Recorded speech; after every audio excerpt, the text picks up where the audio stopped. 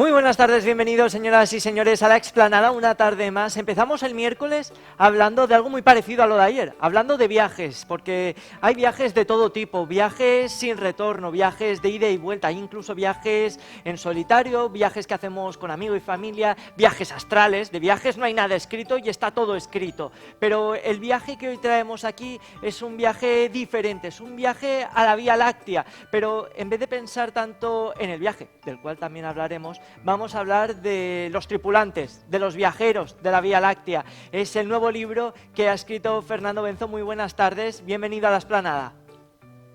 Buenas tardes. ¿Por qué viajeros de la Vía Láctea para este nuevo libro? Pues porque el libro es un viaje a través de los años y a través de la vida de un grupo de personajes que les lleva en ese viaje desde los años 80 hasta nuestros días. Y el comienzo del viaje se produce en un bar que se llama precisamente la Vía Láctea, que es un bar legendario de la movida madrileña, es un bar legendario del barrio de Malasaña de Madrid, y donde yo les sitúo en una fiesta de cumpleaños para iniciar ese viaje. Y a partir de esa fiesta de cumpleaños y de ese bar, pues recorro la vida de todos ellos hasta nuestros días. Y se convierte en un viaje pues a través del tiempo y del espacio, y un poco metafóricamente yo lo llamo la Vía Láctea, ¿no? La Vía Láctea al final es un poco la vida de esos personajes y la vida de todos nosotros que vamos recorriendo esos años, ese tiempo y ese espacio. No es casualidad que empiece precisamente en ese bar de la Vía Láctea, porque al igual que el Penta, el Rocola, es los bares que forman parte de la movida madrileña, uno de los capítulos o de varios capítulos en los que se centra este libro precisamente. Sí, yo soy uno de esos jóvenes que llegaron a Madrid a estudiar en los años 80 y que descubrí que en Madrid, aparte de estudiar, había una vida nueva, una vida muy diferente, una vida muy atractiva no solo para los madrileños, sino para los que veníamos de fuera. Y esa vida tan atractiva sobre todo tenía lugar en esos bares que has mencionado, donde se escuchaba una música nueva, una música diferente, donde te mezclabas con gente de muy diferentes estilos y donde la verdad es que lo pasábamos muy bien. Con lo cual, de alguna manera, si yo quería contar la vida de gente de mi edad, de gente de mi generación, necesariamente tenía que empezar por colocarles y por meterles y por llevarles a esos bares. Hay algo de nostalgia en todo este libro de aquellos años, de los años 80, en la Madrid, que ya parece un poco lejana. Sin duda. Yo no he tenido miedo a la nostalgia. La nostalgia parece un sentimiento un poco denostado. Parece que si eres nostálgico es que te estás poniendo un poquito blando, o que ya no te interesa el presente, o que ya no te interesa el futuro. Pero en mi opinión, para nada. Para mí, la nostalgia es un sentimiento que es muy útil, entre otras cosas. La nostalgia nos permite mirar atrás, sacar conclusiones de nuestras vidas, sacar conclusiones de lo que hemos experimentado a lo largo del pasado, y con ello ser más fuertes en el presente y saber encarar el futuro. Con lo cual, yo creo que igual que no hay que tener miedo a ser sentimental, no hay que tener miedo a la nostalgia. Yo deliberadamente y con cierta valentía decidí que iba a escribir una novela donde la nostalgia iba a ser uno de los muchos sentimientos que yo quería que estuviesen presentes. Y hay algo de viajero de la Vía Láctea en Fernando Benzo, es decir, siempre que escribimos dejamos un poco de nosotros en esos libros, ¿no? Siempre, ¿Este es el inevitable. caso? Claro, yo no he escrito un libro, yo digo siempre, no he escrito un libro autobiográfico, porque lo que cuento en la historia, lo que le pasa a estos personajes no me ha ocurrido a mí, pero sí es un libro biográfico, porque es una biografía de mi generación. Yo he cogido un grupo de personajes que forman parte de mi generación, de chicos nacidos en los 60, y les sigo en su juventud con veintitantos años, en los años 80, les sigo cuando ya tienen treinta y tantos años, y les retomo y les dejo cuando ya tienen cincuenta y tantos. Hago todo el recorrido con ellos, y al narrar ese recorrido es inevitable que metas elementos propios también, ¿no? Que metas experiencias que has tenido, que metas detalles, pero no es un elemento autobiográfico directo, inmediato. Es decir, yo mismo me he sorprendido encontrándome en la novela, pero encontrándome en sitios recónditos, en sitios escondidos, en pequeños detalles que después de escrita la novela te das cuenta de que ahí es donde estás tú, ¿no? También hay escritores dentro de la novela. Sí, yo me río un poco de mi propia vocación literaria, ¿no? Me río un poco, yo cuento escenas en la novela. Javi, que es el escritor de la novela, tiene un momento en que acude con con Jorge, con otro de los personajes, a unos grandes almacenes a ver su novela y su amigo Jorge coge todos los ejemplares de la novela y los pone en el sitio principal, ¿no? En el expositor principal, y la dependienta llega y le dice, no, no se preocupe, ahora los devuelvo a su sitio porque todos los escritores vienen aquí a hacer lo mismo. Yo viví esa experiencia yendo con uno de mis hijos a uno de estos, unos grandes almacenes donde mi hijo cogió los libros y me pasó exactamente eso, y de alguna manera he metido la anécdota un poco por reírme de mí mismo. Ha habido, como tú decías, un recorrido, empieza en los años 80, cuando los personajes son jóvenes, que siguen siéndolo al final de la novela, también hay que decirlo, pero bueno, han pasado los años y acabas precisamente en el punto en el que hoy nos encontramos, en medio de una situación que, al igual que los 80, nadie esperaba, y que es la pandemia.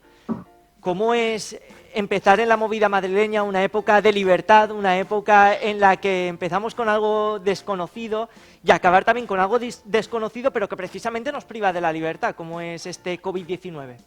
Sí, esa es parte del viaje. Antes hablábamos del viaje, bueno, pues esa es también parte del viaje que nos ha tocado vivir, no ya los personajes de la novela, que nos ha tocado vivir a todos, ¿no? Vivir algo en ese viaje tan increíble, tan sorprendente, como que en un momento dado aparezca un virus que nos obligue a encerrarnos y a parar la vida. De alguna manera, durante un tiempo la vida se ha detenido, ha habido un paréntesis en nuestras vidas, ha habido un tremendo drama además, donde todos hemos perdido a gente conocida y hemos tenido que detenernos, y era un buen momento también, por buscar algo positivo en todo ello, para detenernos, mirar al pasado también, pensar un poco sobre lo vivido y pensar un poco sobre lo que queda por vivir. Es algo muy peculiar que no podíamos ni imaginar y que ha condicionado y va a condicionar nuestra existencia.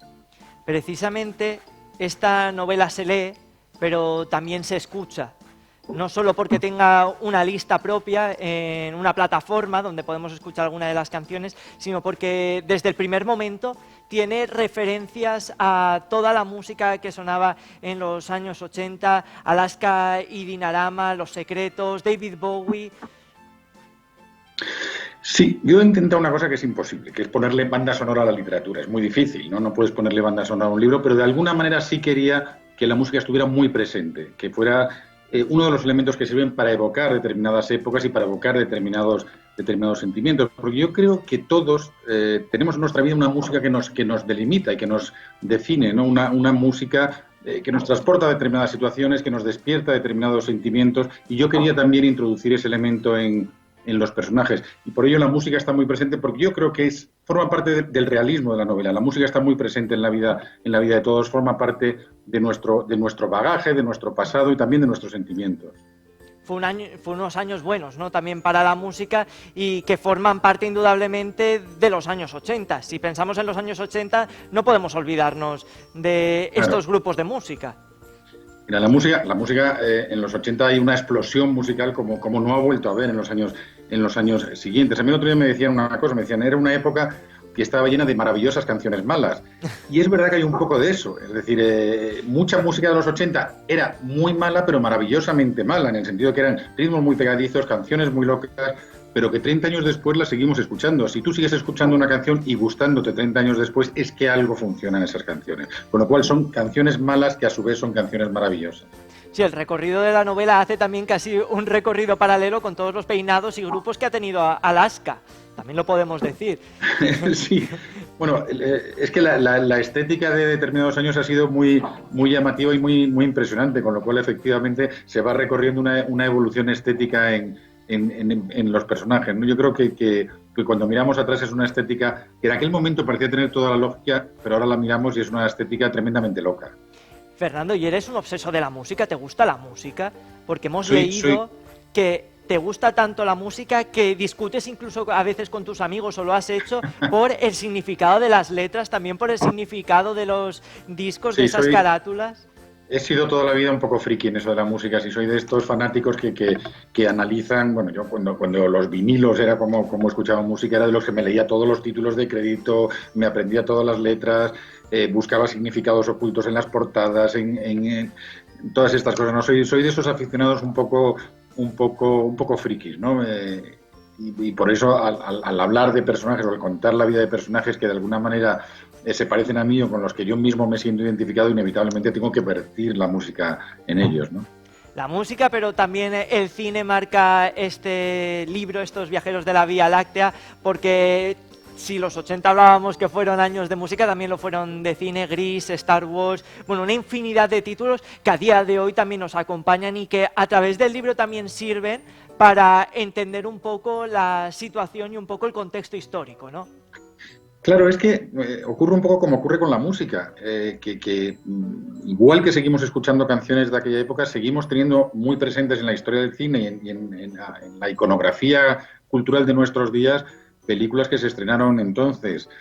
Yo hago, por supuesto, todas las que has mencionado, pero hago un poco con sentido del humor. También la novela intenta provocar un poco la sonrisa, hago una reflexión sobre cómo una película, por ejemplo, como Top Gun, hace daño a mi generación en el sentido que parece que nos pasa a exigir a todos que nos convirtamos en pilotos de aviones supersónicos, ¿no? Que seamos siempre el número uno como era Tom Cruise en esa película.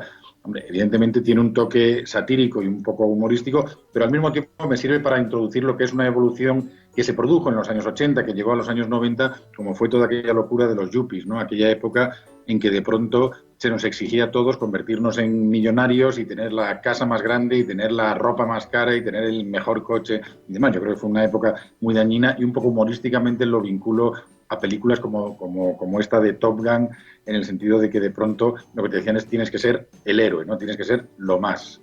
Claro, pasado el tiempo, Tom Cruise baja casi del cartel y dice, madre mía, cómo han pasado los años también. Si ahora mismo Tom Cruise te viera a ti, ¿cómo crees que vería a Fernando Benzo? Pues primero me regañaría por reírme un poco de él en la novela, con lo cual me daría un poco de corte encontrármelo y espero que no ocurra, porque no sabría muy bien cómo defenderme.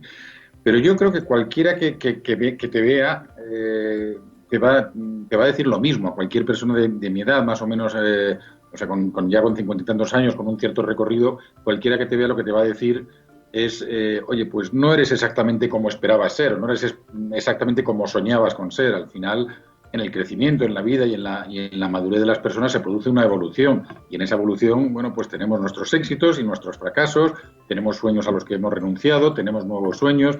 Al final, ninguno somos como éramos.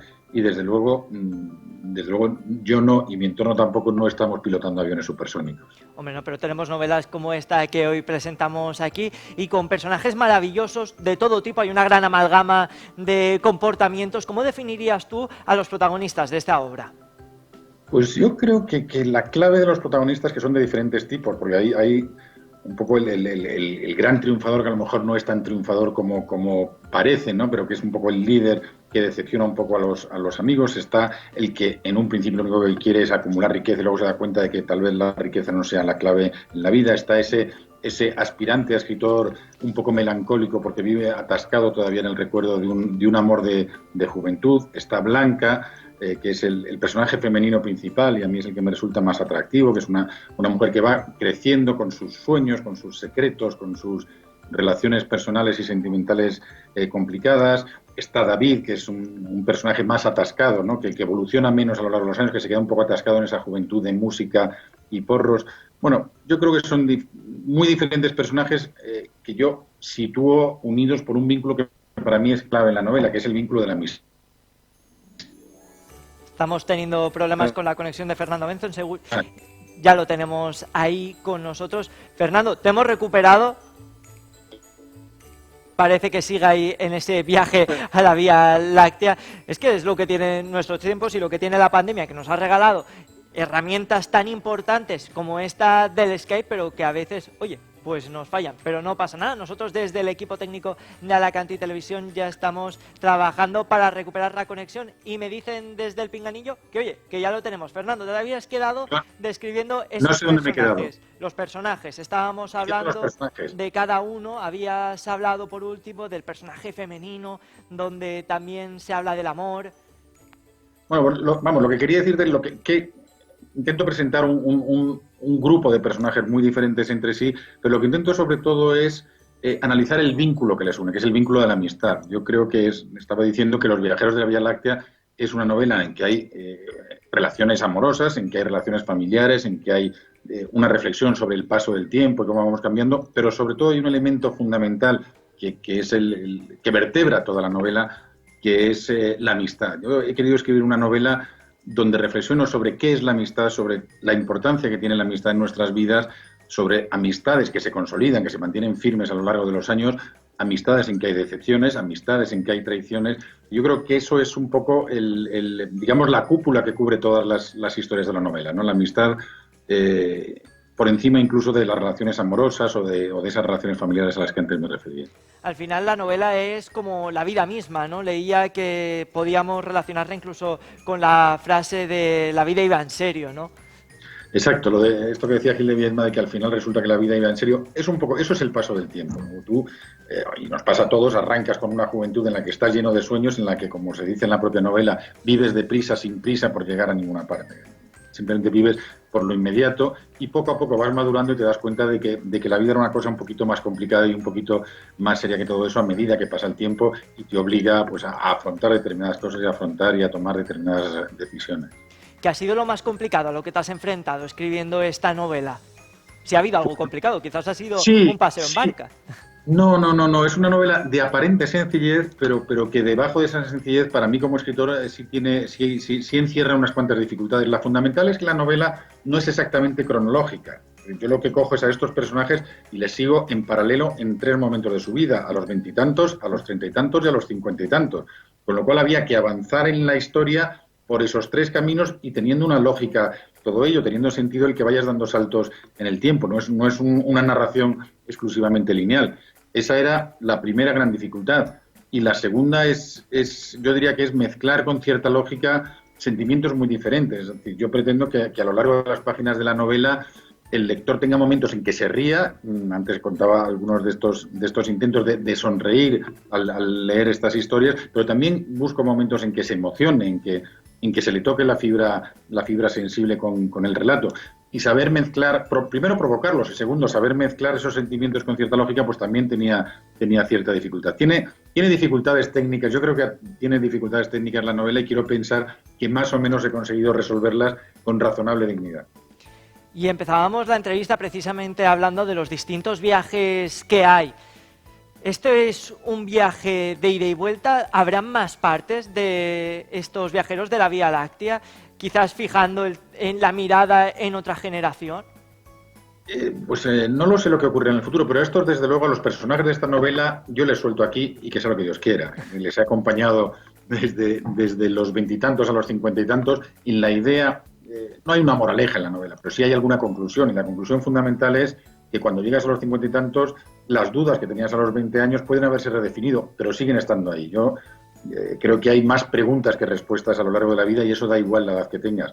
Y la segunda conclusión junto con eso es que la vida no se termina a los 50 y tantos, es decir, que ese viaje a través de esa Vía Láctea imaginaria, ese viaje continúa y las preguntas van a seguir estando ahí. Yo creo que las dudas y las preguntas nos acompañan hasta que dejamos de estar en este mundo, ¿no? ¿Hay alguna duda que te haya perseguido a lo largo de los años y sigas teniendo sin resolver? Todas. Creo que se resuelve muy poco. Yo creo, suena un poco ridículo esto del cómo es el a dónde vamos y de dónde venimos, que es un poco el resumen humorístico, ¿no? Esa pregunta de qué hacemos aquí, ¿no? Y cómo podemos ser felices, pues yo creo que uno se la va haciendo en todas las edades y en todos los momentos de su vida. Te va a acompañar siempre y nunca vas a encontrar la respuesta definitiva que ya no necesite replantearte nada. Bueno, pues con esto nos vamos a quedar con una pregunta y una duda que tiene respuesta, que ¿va a ser un éxito? Seguro que sí. Muchísimas gracias, Fernando Benzo, por dejarnos embarcar en este viaje a la Vía Láctea, y animamos también a la gente que nos está viendo a través de Alacantí Televisión que si quieren ya lo tienen en tiendas y pueden embarcarse con Fernando en este viaje a la Vía Láctea. Ojalá. Muchísimas gracias.